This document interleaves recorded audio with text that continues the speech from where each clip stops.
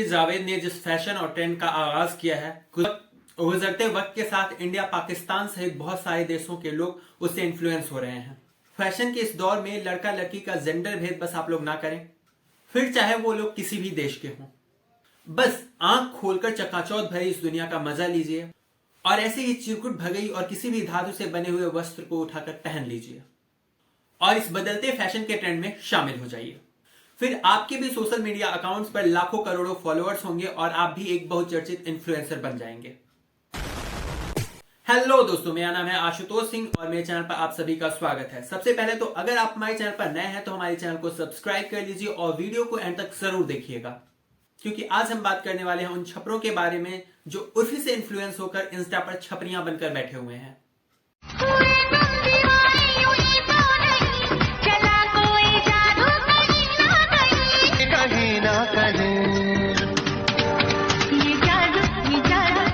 मतलब झाड़, पतवार, पत्ता और जलकुंभी और ना जाने क्या क्या पहन लिया है इसने। अगर आप दूसरे एंगल से देखें तब आपको समझ में आएगा कि फैशन के इस नंगा नाच में ये उर्फी जावेद से भी आगे निकल चुका है। Oh my God! Wow! और रही बात इसके रैंप वॉक की, तो इसके कॉन्फिडेंस से लग रहा है कि ये लंदन या पेरिस के फैशन वीक में रैंप वॉक कर रहा है।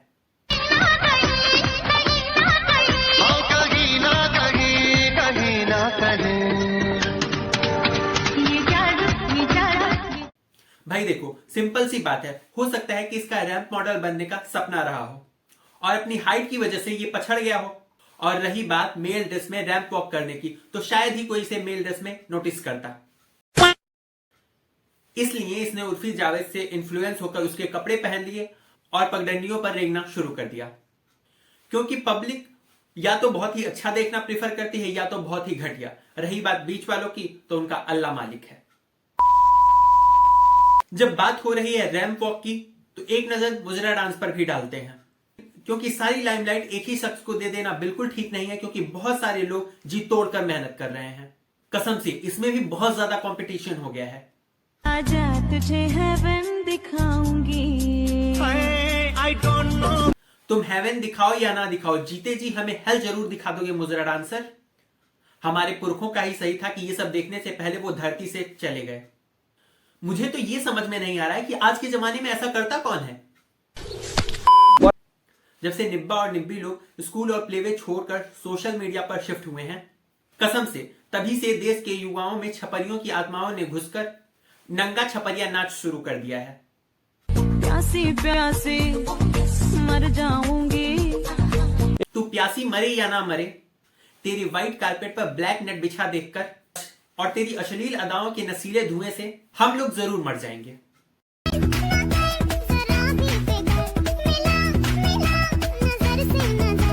तुझे नंगी आंखों से तो देखा नहीं जा रहा, तुझसे नजर मिलाने की हिम्मत कौन कर सकता है भला?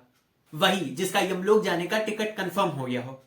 मुझे तो ये समझ नहीं आ रहा कि ये सब दिखाकर तू कहना क्या चाहता है।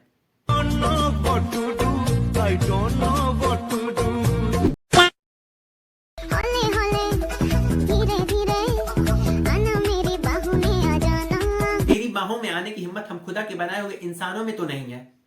तुझे अपनी प्यास बुझाने के लिए सोशल मीडिया पर ही सोशल मीडिया के बनाए हुए किसी छपरिया शैतान की करनी चाहिए, जो कि तुझ जैसे हीरे का पक्का पारखी हो और तेरे इस काम वासना की पूर्ति कर सके। ओए, ऐसे क्या देख रहे हैं? कुछ नहीं मैम साहब, वो मैं पूछ रहा था कि बाहर वाले फ्रेम भी साफ करने हैं क्या? हाँ कर दे। और सुन, मेरे लिए 1 कप कॉफी बना दे। पहली बात कि आज की डेट में मेल सर्वेंट तुझ जैसी हाउसवाइफ रखती क्यों है? क्योंकि मौज पे शॉर्ट्स वीडियो बनानी होती है। अच्छा, दूसरी बात कि जब वो तुझ पे कुदृष्टि डाल ही रहा है तो तुझे कॉफी पीने की तलब क्यों हो रही है? कहा ना कि मौज पे शॉर्ट वीडियो बनानी है। अच्छा ठीक है, समझ गया। हेलो, कहाँ हो तुम? तुम जल्दी से घर आ जाओ प्लीज। मुझे ललित के इरादे कुछ ठीक नहीं लग रहे। उसने ना कॉफी में कुछ मिलाया है। ऊपर से उसे पता तो था ही कि तुझे कैफीन का शौक है, इसीलिए वो तेरे लिए बेहोशी की दवा अलग से लेकर आया है। तूने ललित को रखा ही इसीलिए था कि ललित के इरादे तुझे ठीक ना लगे और तू उस भलमानुस को काम से फारिग कराकर घर बुलाकर बैठा सके।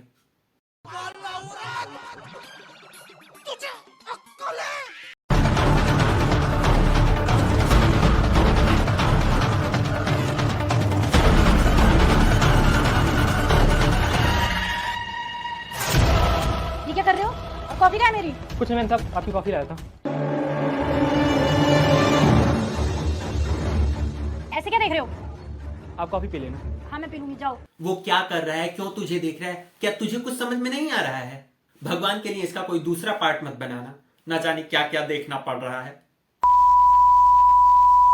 बंद करो, हाथ जोड़ के मैं मोदी साहब से गुजारिश करता हूँ।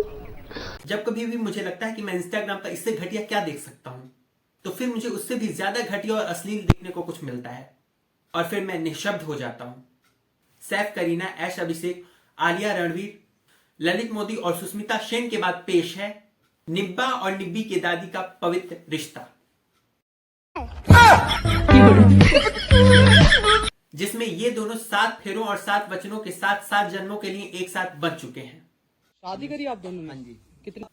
शादी नहीं की है इन लोगों ने भाग कर शादी की है, वो भी इस दादी अम्मा के साथ। वो भी तब जब 52 साल की उम्र में इस अम्मा की जवानी तीतर के पंख की तरफ फड़फड़ा रही थी तब।